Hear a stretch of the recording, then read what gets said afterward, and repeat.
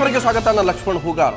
ಇವತ್ತಿನ ವಿಚಾರ political governor. ರಾಜ್ಯದಲ್ಲಿ ರಾಜ್ಯಪಾಲರಾಗಿ ಬಂದಂಥ ಹಂಸರಾಜ್ ಭಾರದ್ವಾಜ್ ಅತ್ಯಂತ ವಿವಾದಿತ ರಾಜ್ಯಪಾಲರಂತನೇ ಖ್ಯಾತಿ.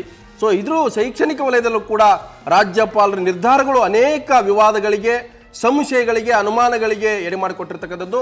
ಅಂಥದ್ದೊಂದು ವಿವಾದಕ್ಕೆ ಎಡೆ ಮಾಡಿಕೊಟ್ಟಿರ್ತಕ್ಕಂಥದ್ದು ದಾವಣಗೆರೆ ವಿಶ್ವವಿದ್ಯಾಲಯದ ಕುಲಪತಿಯ ನೇಮಕ ವಿಚಾರದಲ್ಲಿ ರಚನೆಯಾದಂಥ ಜ್ಞಾನಪೀಠ ಸಾಹಿತಿ ಡಾಕ್ಟರ್ ಯು ಆರ್ ಅನಂತಮೂರ್ತಿಯ ನೇತೃತ್ವದ ಶೋಧನಾ ಸಮಿತಿಯ ತೀರ್ಮಾನವನ್ನೇ ಅವರು ಬಯಲಿಗಿಟ್ಟು ಹೊರಗಡಿಟ್ಟು ಬೇರೊಬ್ಬರ ನೇಮಕ ಮಾಡಿರ್ತಕ್ಕಂಥದ್ದು. ಆ ವಿವಾದ ಈಗಾಗಲೇ ಎಲ್ಲರಿಗೂ ಗೊತ್ತಿರ್ತಕ್ಕಂಥದ್ದು. ಮತ್ತೆ ಆ ವಿಚಾರಕ್ಕೆ ಸಂಬಂಧಪಟ್ಟಂತೆ ಇವತ್ತು ರಾಜ್ಯಪಾಲರು ಅನಂತಮೂರ್ತಿ ವಿರುದ್ಧ ತಮ್ಮದೇ ಆದಂಥ ಭಿನ್ನ ಶೈಲಿಯಲ್ಲಿ ಅಸಮಾಧಾನವನ್ನು ಒಂದು ರೀತಿ ಆ ಗಂಭೀರವಾದಂಥ ಮಾತುಗಳ ಮೂಲಕವೇ ಚಾಟಿ ಇಟ್ಟು ಬೀಸಿದರೆ. ಬಹುತೇಕ ಡಾಕ್ಟರ್ ಯು ಆರ್ ಅನಂತಮೂರ್ತಿ ಕೂಡ ರಾಜ್ಯಪಾಲರ ವಿರುದ್ಧ ಗರಂ ಆಗಿದ್ದರು. ಅಷ್ಟೇ ಅಲ್ಲ, ನಾನು ರಾಷ್ಟ್ರಪತಿಗಳು ಕೂಡ ಈ ನೇಮಕದ ಬಗ್ಗೆ ಮೊರೆ ಹೋಗ್ತೀನಿ ಅನ್ನೋಂಥ ಮಾತನ್ನು ಹೇಳಿದರು.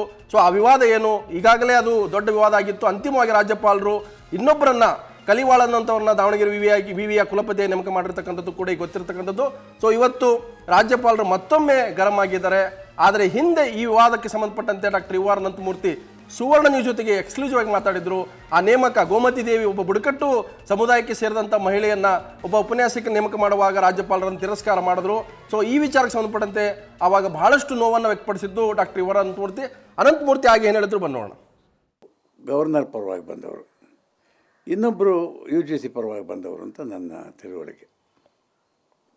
ಏನೇ ಇರಲಿ, ನಾನು ಈ ಎಲ್ಲರನ್ನೂ ಇಂಟರ್ವ್ಯೂ ಮಾಡುವಾಗ ಪ್ರತಿಯೊಬ್ಬರಿಗೂ ಅಲ್ಲಿದ್ದ ಎಲ್ಲರಿಗೂ ಬಹಳ ಇಷ್ಟವಾದ ಒಬ್ಬ ಕ್ಯಾಂಡಿಡೇಟ್ ಅಂತಂದರೆ ಗೋಮತಿ. ಯಾಕೆ ಅಂತ ಹೇಳ್ತೀನಿ. ಗೋಮತಿ ಟ್ರೈಬಲ್ ಕಾಸ್ಟಿಗೆ ಸೇರಿದವರು. ಬಿಜಾಪುರದ ಇದರ ಚಿತ್ರದುರ್ಗದ ಪಾಳೆಗಾರ ಮನೆತನಕ್ಕೆ ಸೇರಿದವರು. ಅವರು ಯಾವ ಜಾತಿಯ ಆಧಾರದ ಮೇಲೂ ಮುಂದೆ ಬಂದವರಲ್ಲ. ಸ್ವಂತ ಶಕ್ತಿಯ ಮೇಲೆ ಕೆಮಿಸ್ಟಾಗಿ ಮುಂದೆ ಬಂದು ಅವರು ಬಹಳ ಚಿಕ್ಕ ವಯಸ್ಸಿನಲ್ಲೇ ರಾಮನ ಅವಾರ್ಡು ಎಲ್ಲ ಅವಾರ್ಡುಗಳನ್ನು ತಗೊಂಡಿದ್ದಾರೆ. ಒಂದು ದೊಡ್ಡ ಕೆಮಿಸ್ಟ್ರಿ ಡಿಪಾರ್ಟ್ಮೆಂಟನ್ನು ಕಟ್ಟಿದ್ದಾರೆ. ನಮಗಂಥ ಒಬ್ಬ ಅಭ್ಯರ್ಥಿ ಸಿಗೋದು ಬಹಳ ದುರ್ಲಭ, ಹೆಣ್ಣು ಬೇರೆ. ಆದ್ದರಿಂದ ಆಕೆಯನ್ನು ನಾನು ಸೇರಿಸಿದ್ದೆ. ಅದೇನು ಅಂಥ ಇಕ್ಕಟ್ಟುಗಳನ್ನು ಅವರು ಸೃಷ್ಟಿಸಿಬಿಡ್ತಾರಲ್ಲ, ಅಂಥ ಇಕ್ಕಟ್ಟುಗಳಲ್ಲಿ ನನ್ನಂಥವ್ರಿಗೂ ಕೂಡ ಏನು ಮಾಡಬೇಕು ಅಂತ ಗೊತ್ತಾಗ್ತಾ ಹೋಗುತ್ತೆ. ಪಾರದರ್ಶಕವಾಗಿದ್ದರೂ ಕೂಡ ಅದು ಯಾವುದೂ ಪಾರದರ್ಶಕ ಅಲ್ಲ. ಯಾಕೆಂದರೆ ನನ್ನ ಮೀಟಿಂಗ್ ಆಗೋದಕ್ಕಿಂತ ಮುಂಚೆ ಈ ರಾಮೇಗೌಡರು ಮತ್ತು ತೋರಟ್ಟು ಸುಮಾರು 1.25 ಗಂಟೆ ಲೇಟಾಗಿ ಬಂದರು ಮೀಟಿಂಗಿಗೆ. ಇಬ್ಬರು ಒಟ್ಟಿಗಿದ್ದರು. ಅವರವರಿಗೆ ಮಾತಾಡಿಸ್ಕೊಂಡಿದ್ದಾರೆ ಅವರು. ಇದೆಲ್ಲ ನನಗಿರೋ ಅನುಮಾನ. ತಪ್ಪಿದ್ದರೆ ಕ್ಷಮಿಸಿ ಕೇಳ್ತೀನಿ. ಡಿಸೆಂಟ್ ನೋಟು ಆ ಥರದ್ದು ಎಲ್ಲೂ ಹಾಕಿಲ್ಲ ಸರ್. ನಾನು ಡಿಸೆಂಟ್ ನೋಟು ಹಾಕಬಾರ್ದು, ನಾನು ಚೇರ್ಮನ್ ಅಲ್ವಾ. ಸೊ ಒಟ್ಟು ಈ ಇಡೀ ನೇಮಕ ಪ್ರಕ್ರಿಯೆ ಆದರೆ ಅವರು ನೋಡಿ ತಯಾರಿದ್ರು. ಕಲ್ಗುಡಿ ಹೆಸರನ್ನು ಹಾಕ್ತೀನಿ, ಗೋಮತಿ ಹೆಸರನ್ನು ಬಿಡ್ತೀವಿ ಅಂತಂದರು. ಅವ್ರು ಹೆಂಗೆ ತಯಾರಿದ್ರು ಅಂದರೆ ಒಂದು ತಪ್ಪು ಮಾಡೋದಕ್ಕೆ ತಯಾರಿದ್ರು. ಅವರು 4 ಹೆಸರು ಹಾಕೋದು ತಪ್ಪು, ಅದನ್ನು 3 ಹೆಸರು ಆಗಬೇಕಾಗಿತ್ತು. 3 ಹೆಸರು ಆಗಬೇಕಾದ್ರೆ ಗೋಮತಿನ ಬಿಡ್ತೀನಿ ಅಂದರು. ನಾನಿಲ್ಲ, ಬಿಡುವಂಗಿಲ್ಲ ಅಂದೆ. ಅದನ್ನು ಅವರು ನನ್ನ ಜೊತೆಗೆ ಹೊಂದಾಣಿಕೆ ಮಾಡಿಕೊಳ್ಳಲಿಲ್ಲ ಅಂತಲೂ ನಾನು ಹೇಳ್ತಾ ಇಲ್ಲ. ಆ ಹೊಂದಾಣಿಕೆಯನ್ನು ಹೆಂಗೆ ಮಾಡಿಕೊಂಡ್ರು ಅಂದರೆ ಆ ಹೊಂದಾಣಿಕೆಯನ್ನು ನಾನು ಒಪ್ಕೊಳ್ಳೋಕ್ಕೆ ಸಾಧ್ಯವಿಲ್ಲದೆ ಇದ್ದ ನಂಗೆ ಮಾಡಿಕೊಂಡ್ರು.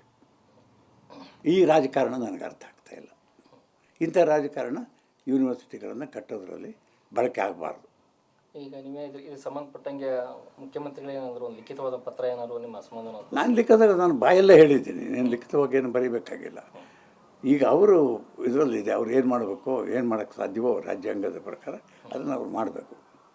ಅವ್ರು ಮಾಡದೇ ಇದ್ದರೆ ನಂಗೆ ಬೇಸರವಾಗುತ್ತೆ ಅಷ್ಟೇ. ಒಬ್ಬ ಸಿದ್ದರಾಮಯ್ಯನಂಥವ್ರನ್ನ ನಾವು ಆರಿಸಿಯೂ ಕೂಡ ಇಂಥ ದಂಧೆಯನ್ನು ನಿಲ್ಲಿಸೋಕ್ಕಾಗಲಿಲ್ವಲ್ಲ ಅಂತ ಬೇಸರವಾಗುತ್ತೆ ನನಗೆ. ಎಸ್, ಅನಂತಮೂರ್ತಿ ಅಂದು ನೇರವಾಗಿ ಆರೋಪ ಮಾಡಿದ್ರು.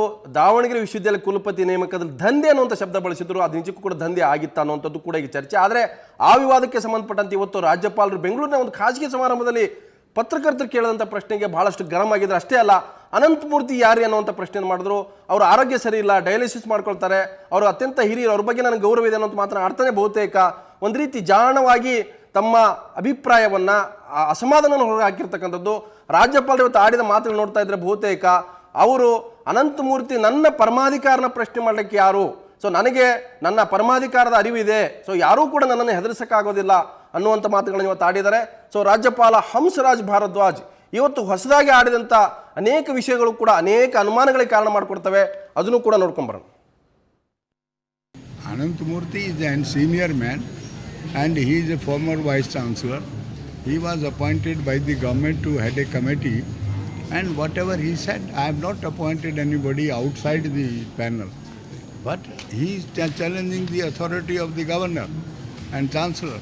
So that is done. His job is search committee people are nominated by us, and they send 3 men, and it's my duty to appoint him. I can't argue with him. He is a sick person. I went to see him in his house as a sympathy.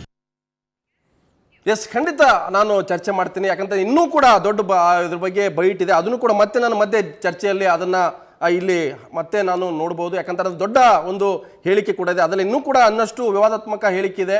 ಅದನ್ನು ನಾನು ಮತ್ತೊಮ್ಮೆ play ಮಾಡ್ತೀನಿ. ನಾನು ಈ ವಿಷಯದ ಬಗ್ಗೆ ಚರ್ಚೆ ಮಾಡ್ತೀನಿ. ನನ್ನ ಜೊತೆಗೆ ಹಿರಿಯ ಪತ್ರಕರ್ತರು, ವಿಶ್ಲೇಷಕರು ಮತ್ತು ಶೈಕ್ಷಣಿಕ ವಲಯದಲ್ಲಿ ಅನೇಕ ಕೆಲಸ ಮಾಡಿದಂಥ ಪ್ರೊಫೆಸರ್ ರವೀಂದ್ರ ರೇಷ್ಮೆ ಇದ್ದಾರೆ. ರೇಷ್ಮೆ ಕಾರ್ಯಕ್ಕೆ ಸ್ವಾಗತ. ಹಾಗೆಯೇ JDS ಹಿರಿಯ ನಾಯಕರು ವಕ್ತಾರರಾದಂಥ YSV ದತ್ತ ಇದ್ದಾರೆ. ದತ್ತ ನಿಮ್ಗೆ ಕೂಡ ಸ್ವಾಗತ. ಜೊತೆಗೆ ಸ್ವತಃ ವಿವಾದಕ್ಕೆ ಪ್ರಮುಖವಾಗಿ ಕಾರಣಕರ್ತರು ಮತ್ತು ಈ ವಿಚಾರವನ್ನು ಹೊರಗಡೆ ತಂದಂಥವ್ರು, ಇಂಥ ಒಂದು ಅನ್ಯಾಯ ಆಗಿದೆ ಅಂತ ಹೇಳಿದಂಥವ್ರು, ಆ ಸಮಿತಿಯ ಅಧ್ಯಕ್ಷರಾದಂಥ ಡಾಕ್ಟರ್ UR ಅನಂತಮೂರ್ತಿ ನಮ್ಮ ಜೊತೆಗಿದ್ದಾರೆ. ಅನಂತಮೂರ್ತಿ ಅವರು ತಮಗೂ ಕೂಡ ಕಾರ್ಯಕ್ಕೆ ಸ್ವಾಗತ. ಸೊ ನಮ್ಮ ಜೊತೆಗೆ ನಿವೃತ್ತ ಕುಲಪತಿಗಳ ಕೆಲಸ ಮಾಡಿದಂಥ ಡಾಕ್ಟರ್ MS ತಿಮ್ಮಪ್ಪ ಕೂಡ ಇದ್ದಾರೆ. ತಿಮ್ಮಪ್ಪ ಅವರು ನಿಮಗೂ ಕೂಡ ಕಾರ್ಯಕ್ಕೆ ಸ್ವಾಗತ. ನಮಸ್ಕಾರ. ಸೊ ಮೊದಲಿಗೆ ನಾನು ಅನಂತಮೂರ್ತಿ ಅವ್ರನ್ನ ಕೇಳ್ತೇನೆ. ಅನಂತಮೂರ್ತಿ ಅವರೇ, ತಾವು ಸಿಕ್ ಪರ್ಸನ್ನು, ಆರೋಗ್ಯ ಸರಿ ಇಲ್ಲ, ಹಿರಿಯರಿದ್ದೀರಿ, ನಿಮ್ಮ ಬಗ್ಗೆ ನಾನು ಹೆಚ್ಚು ಮಾತಾಡಲ್ಲ. ಯಾಕಂತಂದರೆ ಅವರು ನನ್ನ ಪರಮಾಧಿಕಾರನ ಪ್ರಶ್ನೆ ಮಾಡ್ತಾರೆ. ಅವ್ರು ಯಾರು ಅನಂತಮೂರ್ತಿ ಅನ್ನೋಂಥ ಮಾತನ್ನು ಹೇಳಿದರೆ ಬಹಳ ಸೌಮ್ಯವಾಗಿ ಎಲ್ಲೂ ಕೂಡ ನಿಮ್ಮನ್ನು ನೇರವಾಗಿ ಮಾತಾಡಿಲ್ಲ. ರಾಜ್ಯಪಾಲರು ನನ್ನ ಪರಮಾಧಿಕಾರನ ಪ್ರಶ್ನೆ ಮಾಡುವಂಥದ್ದು ಸರಿಯಲ್ಲ ಅನ್ನುವಂಥ ಮಾತನ್ನು, ಅಸಮಾಧಾನವನ್ನು ಹೊರಗೆ ಹಾಕಿದ್ದಾರೆ. ಅನಂತಮೂರ್ತಿ ಅವರು ಏನು ಹೇಳ್ತೀರಿ?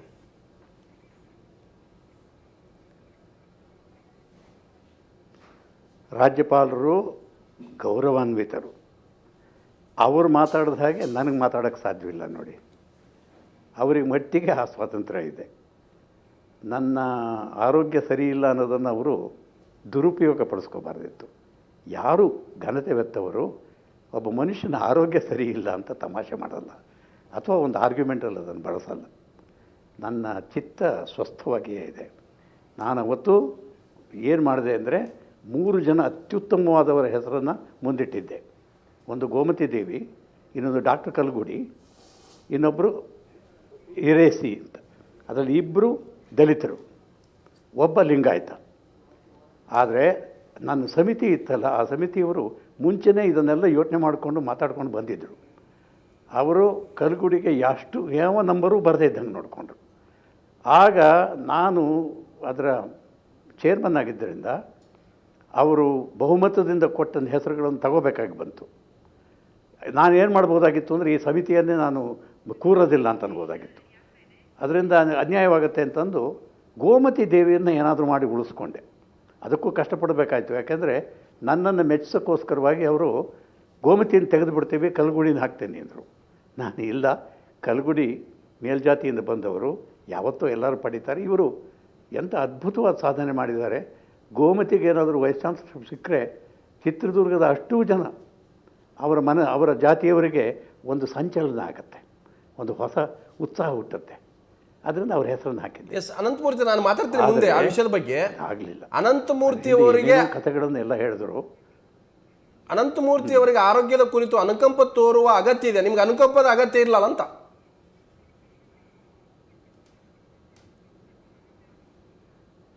ನನಗಿಲ್ಲ. ಅವ್ರು ಬಂದಿದ್ದರು, ಬಂದೊಂದು 2 ಗಂಟೆ ಇದ್ದರು ನಮ್ಮ ಮನೆಯಲ್ಲಿ. ಆ 2 ಗಂಟೆಗಳ ಕಾಲ ಅವರಿದ್ದಾಗ ಬೇರೆ ಯಾರೂ ನಮ್ಮ ಮನೆಗೆ ಬರೋಕ್ಕೆ ಸಾಧ್ಯವಿರಲಿಲ್ಲ. ಅವರು ದೊಡ್ಡವರಾಗಿರೋದೇ ನಮಗೆ ಸಮಸ್ಯೆ.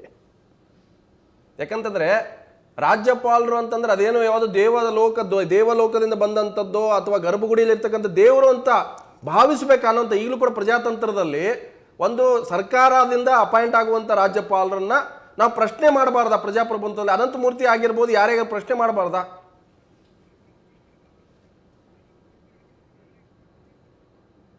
ಪ್ರಶ್ನೆ ಮಾಡ್ಬೋದು, ಆದರೆ ಅವರು ಬಂದರೆ ಎದ್ದು ನಿಲ್ಲಬೇಕು.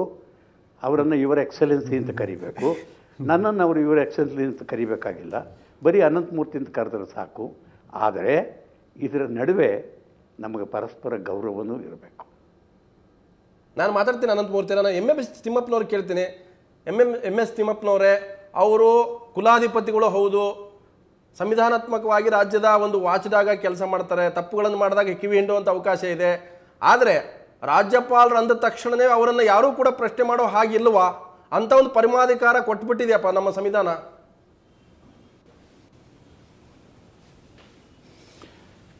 ಖಂಡಿತ ಇಲ್ಲ. ಏಕೆಂದರೆ ಪರಮಾಧಿಕಾರ ಇದೆ, ನನ್ನನ್ನು ಯಾರೂ ಪ್ರಶ್ನೆ ಮಾಡಾಗಿಲ್ಲ ಅಂತ ಅಂದ್ಕೊಂಡು ಇವರು ತಮ್ಮ ಸಲೀಸಾಗಿ ತಮ್ಮ ಅವ್ಯವಹಾರವನ್ನು ಮಾಡ್ತಾ ಇದ್ದರೆ ಇದು ಪ್ರಜಾಪ್ರಭುತ್ವನೇ. ಇದು ಜನತೆ ಅದನ್ನು ಅನುಭವಿಸ್ಕೊಂಡು ಕೂರಬೇಕೆ? ಭಾರತದಂಥ ದೇಶದಲ್ಲಿ ಎಂಥ ಪ್ರತಿಭಟನೆಗಳಾಗಿದೆ, ಎಂಥ ಒಂದು ಸುಭದ್ರವಾಗಿರ್ತಕ್ಕಂಥ ವ್ಯವಸ್ಥೆಯನ್ನು ಅಂಟುಕೊಂಡು ಅದರಿಂದ ಅನಾಚಾರ ಆದಗಳು ಕೂಡ ಸಿಡಿದಿದ್ದಾರೆ ಜನ. ಸೊ ನೀವು ಹೇಳಿದಾಗೆ ಇದು ವ್ಯಕ್ತಿ ಗೌರವದ ಪ್ರಶ್ನೆ. ಅವರು ಪರಮಾಧಿಕಾರ ಇದೆ, ನನ್ನನ್ನು ಯಾರೂ ಕೇಳಾಗಿಲ್ಲ ಅಂತ ಹೇಳಿಬಿಟ್ಟು ತಮ್ಮ ಬೇಕಾದಂಗೆ ಮಾಡಿದಾಗ, ಮನಸ್ಸೋ ವೆಚ್ಚ ಮಾಡಿದಾಗ ಖಂಡಿತವಾಗಿಯೂ ನಾವು ಕೇಳುವ ಹಕ್ಕಿದೆ. ಅದು ವಿಶ್ವವಿದ್ಯಾಲಯದ ಪ್ರಾಧ್ಯಾಪಕರಾಗಿರ್ಬೋದು ಅಥವಾ ವೈಸ್ ಚಾನ್ಸಲರ್ ಆಗಿರ್ಬೋದು, ರಿಜಿಸ್ಟ್ರಾರ್ ಆಗಿರ್ಬೋದು, ಇದರ ಬಗ್ಗೆ ಎಚ್ಚೆತ್ತುಕೊಂಡು ಅದರ ಬಗ್ಗೆ ಅವರಿಗೆ ಹೇಳೋಕ್ಕೆ ಸಂಪೂರ್ಣ ಹಕ್ಕಿದೆ.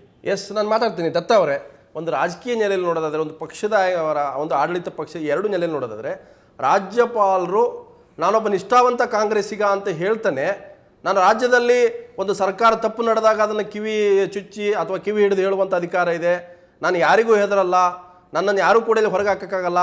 ಪ್ರತಿ ಹಂತದಲ್ಲೂ ಕೂಡ ರಾಜ್ಯಪಾಲರು ಅವರು ಉದ್ದೇಶಪೂರ್ವಕವೋ ಸಹಜವಾಗಿಯೋ ರಾಜಕೀಯ ವಿಚಾರಗಳನ್ನು ಮಾತಾಡ್ತಾನೆ. ಸುದ್ದಿಯಲ್ಲಿರೋದು ಒಂದು ಭಾಗ. ಮತ್ತೊಂದು ಕಡೆ ತಿಮ್ಮಪ್ಪನವರು ಹೇಳ್ತಾರೆ, ರಾಜ್ಯಪಾಲರ ಹುದ್ದೆಯ ಆ ಒಂದು ಪರಮಾಧಿಕಾರದ ಅಡಿಯಲ್ಲಿ ಅವ್ಯವಹಾರಗಳಿಗೂ ಕೂಡ ಆಶ್ರಯ ಮಾಡ್ಕೊಂಡಿದ್ದಾರೆ ಅಂತ ಆರೋಪ ಬರ್ತದೆ. ಈಗ ಮೊದಲನೇ ಪ್ರಶ್ನೆ, ರಾಜ್ಯಪಾಲರನ್ನು ಯಾರೂ ಪ್ರಶ್ನೆ ಮಾಡೋ ಹಾಗಿಲ್ವಾ? ಹಾಗಾದರೆ ಅವರು ಸಂವಿಧಾನಾತೀತವಾಗಿರುವಂಥ ವ್ಯಕ್ತಿನ ಸಂವಿಧಾನದ ಒಳಗಡೆಯಲ್ಲಿ ಅವ್ರನ್ನ ಪ್ರಶ್ನೆ ಮಾಡೋ ಹಾಗಿಲ್ವಾ ಅಂತ ಮೊದಲನೇ ಪ್ರಶ್ನೆ. ಎರಡನೇದು, ಈ ರಾಜ್ಯಪಾಲರು ಈ ಥರದ ಒಳಗಡೆಯಲ್ಲಿ ದಂಧೆ ಮಾಡ್ಕೊಂಡಿದ್ರೆ, ಅನಂತಮೂರ್ತಿಯವರ ಪದನೇ ಬಳಸಿದರೆ ದಂಧೆ ಥರ ಮಾಡಿಕೊಂಡ್ರೆ, ಅವ್ಯವಹಾರ ಮಾಡಿಕೊಂಡ್ರೆ, ಹಾಗಾದರೆ ಇದನ್ನು ನಾವು ಯಾರೂ ಕೂಡ ಪ್ರಶ್ನೆ ಮಾಡಿದವರೆಲ್ಲರೂ ಕೂಡ ಅವ್ರು ಯಾರು ಇವ್ರು ಯಾರು ಅಂತ ರಾಜ್ಯಪಾಲರು ಕೇಳೋಕ್ಕೆ ಅವ್ರಿಗೆ ಹಕ್ಕಿದೆಯಾ ಅಂತ. ಮೊದಲಿಗೆ ಈ ರಾಜ್ಯಪಾಲರ ಹುದ್ದೆ ಅದೇನು ಪ್ರಶ್ನಾತೀತವಾದ್ದಲ್ಲ. ಯಾಕೆಂದರೆ ಹಿಂದೆ ಈ ರಾಜ್ಯಪಾಲರುಗಳ ನೇಮಕವೂ ಕೂಡ ಈಗಿಲ್ಲಿ ಯಾವ ಥರ ದಾವಣಗೆರೆ ವಿಶ್ವವಿದ್ಯಾನಿಲಯದ ಉಪಕುಲಪತಿ ನೇಮಕ ಮಾಡಬೇಕಾದ್ರೆ ಅನಂತಮೂರ್ತಿಯವರು ಒಬ್ಬ ದಲಿತ ಬುಡಕಟ್ಟಿನ ಹೆಣ್ಣು ಮಗಳ ಹೆಸರನ್ನು ಶಿಫಾರಸು ಮಾಡಿ ಈಕೆ ಕೊಡೋದ್ರ ಮೂಲಕವಾಗಿ ಯಾವ ರೀತಿ ನಾವು ಒಂದು ಸಂದೇಶ ರವಾನೆ ಮಾಡ್ಬೋದು ಇಡೀ ಸಮಾಜಕ್ಕೆ, ಸಮುದಾಯಕ್ಕೆ, ಒಂದು ನಾಡಿಗೆ ಅನ್ನೋ ಥರದೊಳಗಡೆಯಲ್ಲಿ ಮಾಡಿದರು. ಅದನ್ನು ಅವರು ತಿರಸ್ಕಾರ ಮಾಡಿದರು ಅನ್ನುವಂಥ ವಿಷಯ ಬಂದಿದೆ. ಅದರೊಳಗಡೆಯಲ್ಲಿ ಕಾರಣಗಳು ರಾಜ್ಯಪಾಲರು ಎಲ್ಲೋ ಒಂದು ಕಡೆಯಲ್ಲಿ ಈ ನಾನು ಒಂದು ಯಾರೋ ನೇಮಕ ಮಾಡಿದ್ದಾರೆ, ನಾನು ಇದು ಅನ್ನೋ ಥರದಲ್ಲಿ ನಾನು ಕಾಂಗ್ರೆಸ್ನವನು ಅಂತ ಹೇಳ್ಕೊಂಡಿದ್ದು ಈ ಥರದ್ದೆಲ್ಲ. ಆದರೆ ಒಂದು ಹಿಂದೆ ಅನೇಕ ನಿದರ್ಶನಗಳು ನಮ್ಮ ಮುಂದಿದೆ. ಈ ಥರ ರಾಜ್ಯಪಾಲರು ಅತಿಯಾಗಿ ವರ್ತನೆ ಮಾಡಿದರೆ, ಅತಿಯಾಗಿ ರಾಜಕೀಯ ವ್ಯಕ್ತಿಯಾಗಿ ಎಲ್ಲ ವ್ಯವಹಾರಗಳನ್ನು ಮಾಡೋಕ್ಕೆ ಪ್ರಾರಂಭ ಮಾಡಿ ಅವರೂ ಒಬ್ಬ ರಾಜಕಾರಣಿ ಆಗ್ಬಿಟ್ರೆ, ರಾಜ್ಯಪಾಲರು ರಾಜಕಾರಣಿ ಆಗ್ಬಿಟ್ರೆ, ಪೊಲಿಟಿಕಲ್ ಗವರ್ನರ್ ಅಂತಲೇ ಅದಕ್ಕೆ ಆಗಿಬಿಟ್ರೆ ಹಿಂದೆಲ್ಲ ಇಂಥದ್ರ ಬಗ್ಗೆ ಸಾಕಷ್ಟು ದನಿ ಎತ್ತಿದೆ. ಹಾಗೂ ಇಂಥದಕ್ಕೋಸ್ಕರ ನನಗೆ ಗೊತ್ತಿರೋ ಹಾಗೆ ರವೀಂದ್ರ ರೇಷ್ಮೆ ಅವರು ಹೆಚ್ಚು ಅನುಭವಗಳಿದ್ದಾರೆ. ಸರ್ಕಾರಿ ಆಯೋಗ ನೇಮಕ ಆಗಿತ್ತು ರಾಜ್ಯಪಾಲರುಗಳ. ಆಮೇಲೆ ಇದ್ರ ಬಗ್ಗೆ ನಾನು ರಾಮಕೃಷ್ಣ ಹೆಗಡೆ ಅವ್ರನ್ನ ಸ್ಮರಿಸ್ಕೋತೀನಿ.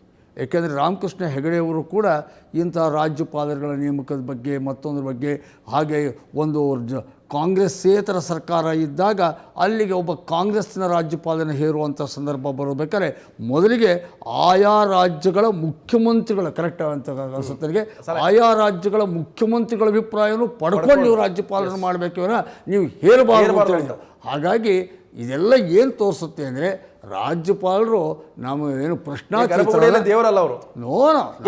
ರೇಷ್ಮೆ ನಿಮ್ಮನ್ನು ಕೇಳ್ತೀನಿ, ಅನಂತಮೂರ್ತಿಯವರು ಇತ್ತೀಚೆಗೆ ಒಂದು ಹೇಳಿಕೆಯನ್ನು ಕೊಡ್ಕೊಡು, ಯಾರು 24 ಗಂಟೆ ರಾಜಕಾರಣ ತಕ್ಷಣಕ್ಕೆ ರಾಜ್ಯಪಾಲರಾಗ್ತಾರೋ ಅವ್ರು ಇನ್ನೂ ಅಪಾಯಕಾರಿಗಳು, ಯಾಕಂದ್ರೆ ಇನ್ನೂ ರಾಜಕೀಯ ಒಂದು ಕ್ಯಾರೆಕ್ಟರ್ ಉಳ್ಕೊಂಡಿರುತ್ತೆ. ಆದರೆ ಒಬ್ಬ ರಾಜ್ಯಪಾಲರಿಗಾಗಿ ಇಡೀ ಒಂದು ವ್ಯವಸ್ಥೆ ಭಯ ಬೀಳುವಂಥ ಪರಿಸ್ಥಿತಿ ನಿರ್ಮಾಣ ಆಗ್ತದೆ. ರಾಜ್ಯಪಾಲ ನಾಳೆಗೆ ಯಾರಿಗೆ ಏನು ಅಂದ್ಬಿಡ್ತಾರೋ, ಯಾರಿಗೆ ಏನು ತಿವಿತಾರೋ, ಯಾರಿಗೆ ಕಿವಿ ಹಿಂಡ್ತಾರೋ, ಇವ್ರೇನು ಮಾತಾಡ್ತಾರೋ, ಕರೆದ್ರು ಮಾತಾಡ್ತಾರೆ, ಕರೆದೇ ಇದ್ರು ಮಾತಾಡ್ತಾರೆ. ಇವತ್ತು ಹೇಳ್ತಾರೆ ನಾನು ಮಾತಾಡೋದಿಲ್ಲ ಇನ್ನು ಮುಂದೆ ಅಂತ ಹೇಳ್ತಾರೆ. ಮೊಟ್ಟ ಮೊದಲನೇದಾಗಿ ಇಲ್ಲಿ ನಮ್ಮ ಸಂವಾದದಲ್ಲಿ ಪಾಲ್ಗೊಂಡಿರೋ ಪ್ರೊಫೆಸರ್ ತಿಮ್ಮಪ್ಪನವರಾಗಲಿ, ಪ್ರೊಫೆಸರ್ ಅನಂತಮೂರ್ತಿಯವರಾಗಲಿ, ಅವರಿಬ್ಬರೂ ಮಾಜಿ ಕುಲಪತಿಗಳು, ವಿಶ್ರಾಂತ ಕುಲಪತಿಗಳು. ಜೊತೆಗೆ ಶೈಕ್ಷಣೇತರ ಕಾರಣಗಳಿಗಾಗಿ ತುಂಬ ಗೌರವಾನ್ವಿತರು ಅನಿಸಿಕೊಂಡರು. ತಿಮ್ಮಪ್ಪನವರು ಹೊಸ ವಿಶ್ವವಿದ್ಯಾಲಯ ಕಾಯ್ದೆ ಬಂತಲ್ಲ, ನಮ್ಮ ಡಾಕ್ಟರ್ ಪರಮೇಶ್ವರ್ ಇದ್ದಾಗ ಹೊಸ ಕಾಯ್ದೆ ಬಂತು. ಆಗ ಸಿಂಡಿಕೇಟ್ ಸದಸ್ಯರು ನಾಮಾಂಕೃತ ಸಿಂಡಿಕೇಟ್ ಸದಸ್ಯರುಗಳ ನೇಮಕದ ವಿಚಾರದಲ್ಲೇ ಭಾಳ ದಿಟ್ಟವಾಗಿ ಅವರು ಧ್ವನಿಯನ್ನು ಎತ್ತಿದ್ರು.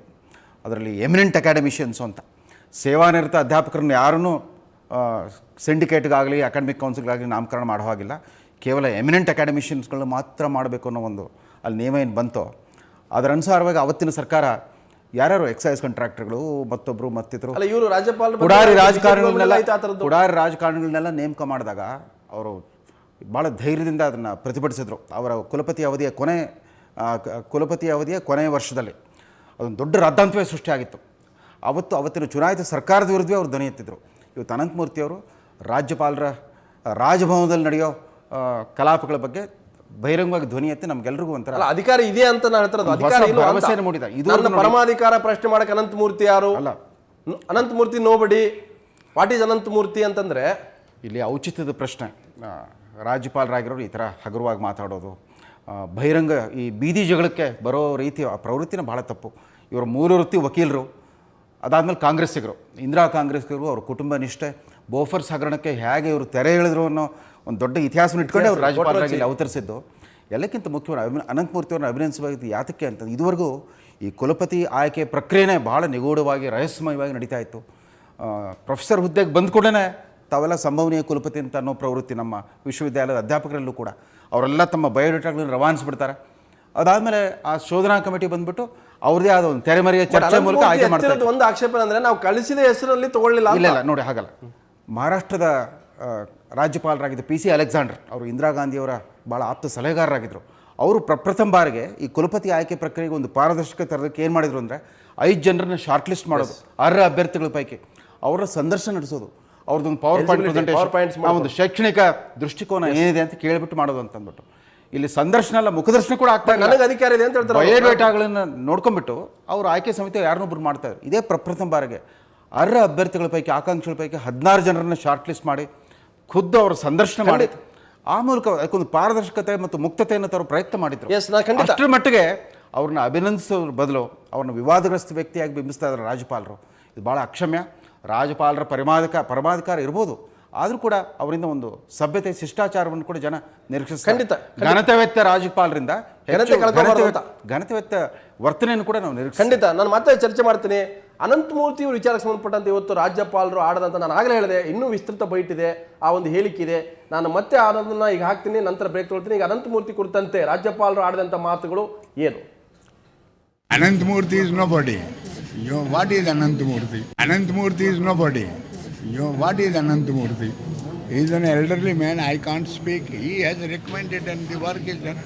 Anantamurthy is a senior man and he is a former vice chancellor. He was appointed by the government to head a committee, and whatever he said, I have not appointed anybody outside the panel. But he is challenging the authority of the governor and chancellor. So that is done. His job is search committee people are nominated by us and they send 3 men and it's my duty to appoint them. I can't argue with him. He is a sick person. I went to see him in his house as a sympathy.